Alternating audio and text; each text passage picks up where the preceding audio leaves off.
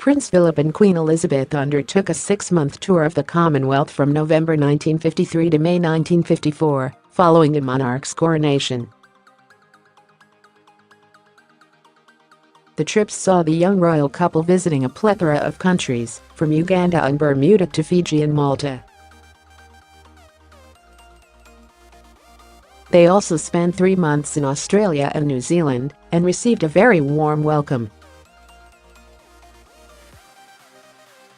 People loved the 26-year-old Queen, but, in fact, it was Prince Philip who had an alarming level of attention when the pair arrived in Australia in 1954.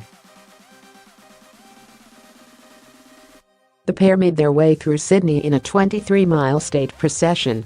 Australians were so excited to spot the dashing Duke of Edinburgh, some of them could hardly contain themselves, Sarah Bradford said in her book Queen Elizabeth II, Her Life in Our Times.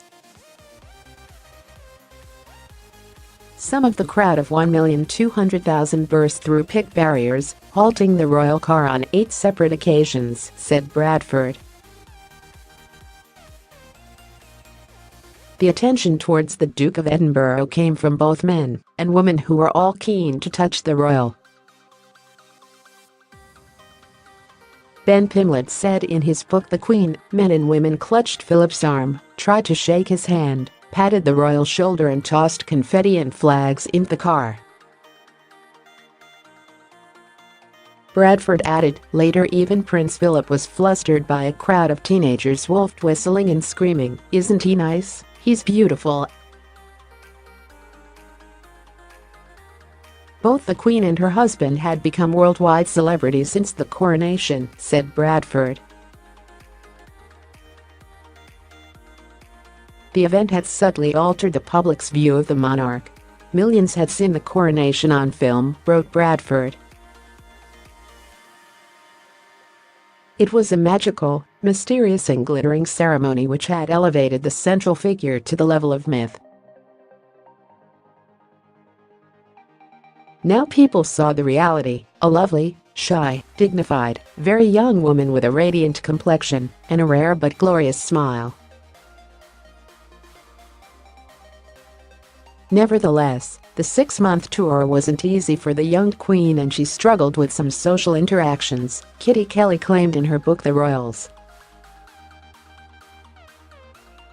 Highly disciplined, Elizabeth could stand for hours in the sun and ride a horse-sized saddle for miles, wrote Kelley. But interacting with people and having to make small talk with strangers for any extended period of time was a burden. It was on this front that her husband Prince Philip proved invaluable as he was very different. The Queen's gregarious husband enjoyed bantering with others and being flirtatious, said Kelley. According to reporter Gwen Robyns, who was part of the small press contingent accompanying the monarch on the 1953 tour, Philip was truly marvellous for his wife. She was so young and unsure of herself as queen. Very self-conscious as a monarch. Painfully insecure. She did not know how to act or behave among so many people, Kelley quotes Robyns. But Philip was smooth and easy, more sophisticated.